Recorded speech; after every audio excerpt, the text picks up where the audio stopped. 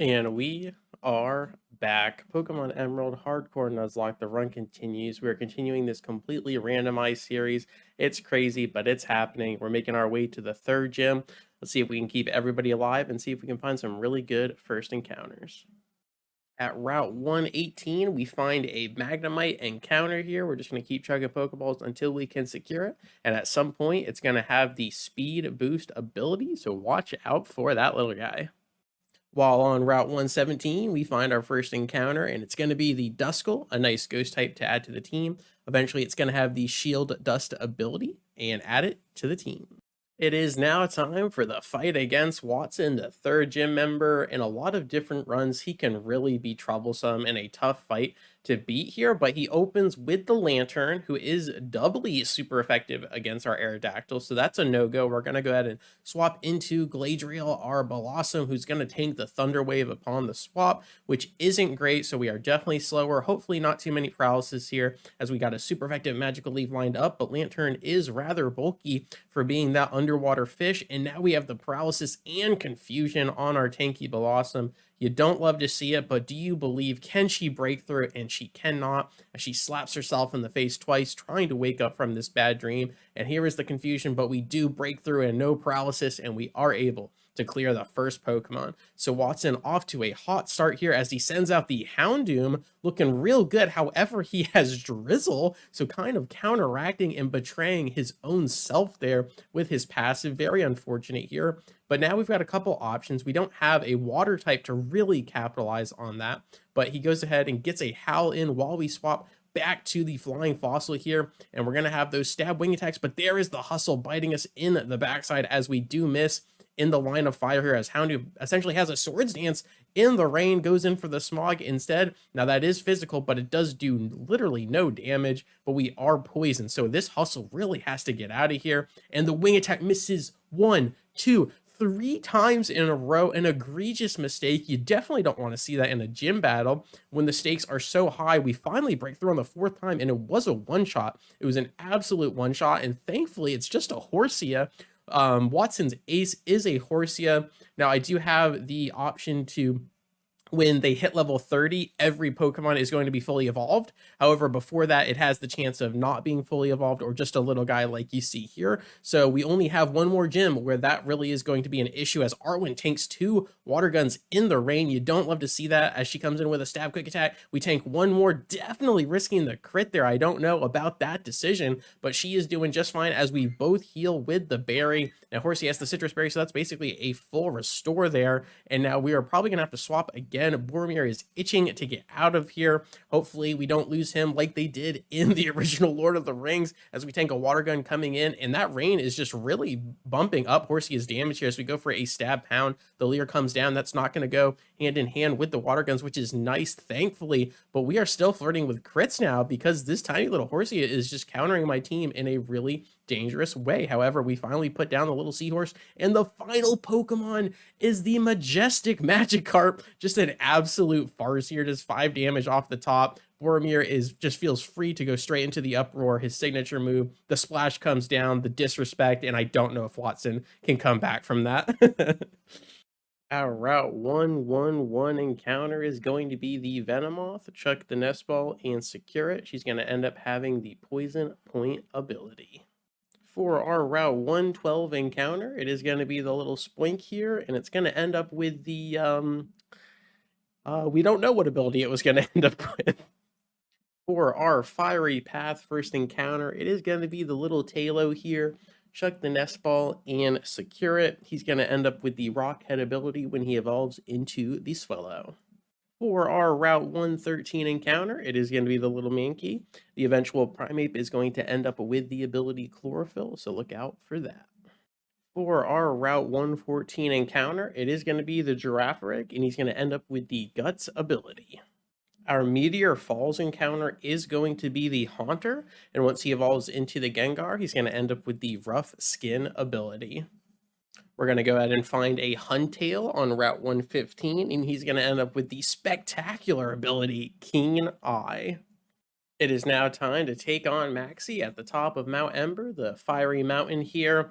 And right now he's posing as Chef Noel, so you got to watch out for those aliases. The Pikachu comes down. We have the Aerodactyl out here to get the party started, and that is not a great matchup for us. So we're going to pivot into the ground type Golem or Dugtrio here. The double team strats are already coming down, but all we need is one magnitude, and we cannot connect as the second double team comes down. Pokemon's mascot himself is flexing right now, but the second magnitude connects and the Pikachu falls. Beautiful stuff there. Only two Pokemon left, and it is going to be the beefy Steelix. Very scary Pokemon, a very fun typing. If his speed was higher like Excadrill, he'd be even more formidable, but look at that defense as he tanks that magnitude. No problem. We get a 6 roll on this. It's going to do a little bit more damage and a crit on top. You'll love to see it. The Rock Throw comes down. It is not very effective. No problems there. Chef Noel with a Super Potion, not wanting to lose her grinning Steel Licks. I was gonna give like Steel Licks a fun name there, and I just completely blanked as the magnitude continues to come down. The Rock Throw connects again, and Golem is doing his best right now. The Dugtrio doing work. He really wants that 7, 8, 9, potentially 10 roll as Harden comes down. The defense goes to the skies. Another magnitude 7 is here. Is it enough? And another critical, and this one is the fadeaway. The Steelix is finally cleared, and we get a level to boot as well. Potential Mud Slap for reprieve as you do. And we only have one Pokemon left. What is Maxie going to find fitting in his heart to send out here to finish the fight? And it is going to be the Pidgeotto. That is not a Pidgeot. We actually have seniority there, but this is a perfect time to swap back into Faramir, our Aerodactyl, to get a very favorable matchup. And honestly, I think one wing attack will potentially get the fade here with the choice. Oh, and we missed with that hustle ability, absolutely, but look at the damage on top. The Pidgeotto cannot tank that. Chef Noel / Maxie is defeated. And then for our jagged passing counter, it is going to be the starter Bulbasaur here, and he's going to end up with the damp passive once he upgrades to the Venusaur.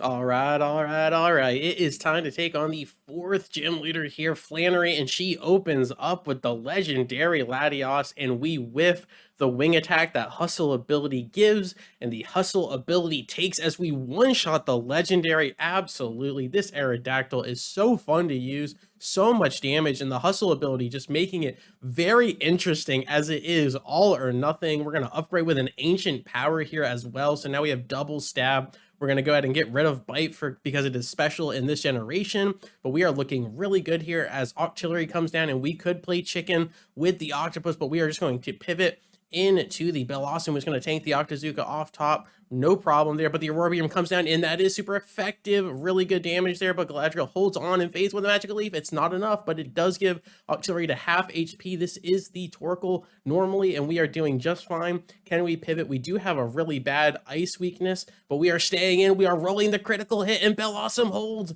Bellossom absolutely holds and gives one more Magical Leaf and clears the gym leader. Flannery falls. I'm just kidding. There's one more, and it's going to be the Tyrogue. A little preemptive victory. Hopefully that does not come back to bite us as Arwen comes down and eats a tackle. Eats a pitiful tackle. She comes in with a stab super effective wing attack, and it is enough to clear Flannery. That is victory. That is beautiful, and Analyst Bob is defeated.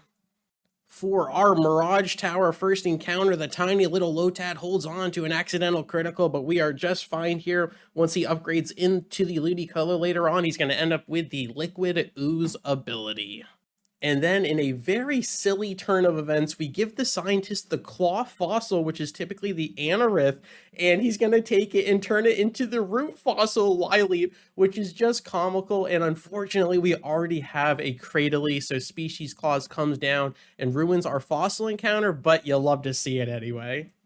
We have made it through the 5th gym set of trainers here. Everybody is still breathing. Everyone is still alive. No crazy deaths.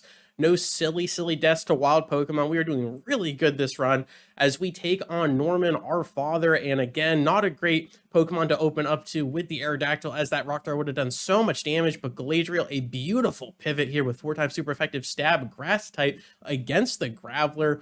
3 more Pokemon here. The Execute comes down, is not the Palm Tree yet, but it does have Arena Trap, so we are locked in against someone who could potentially win this long, drawn-out, tanky battle here, as it is grass type versus grass type, and we are both paralyzed. So this is going to be an absolute comedy show as we are trading confusions and magical leaps, and the Bellossom is doing so much work. She just needs to tank a little bit of help from the Oranberry, and it is enough to clear the bundle of seeds or eggs, whatever suits your fancy, as the big chunky Slowbro comes down.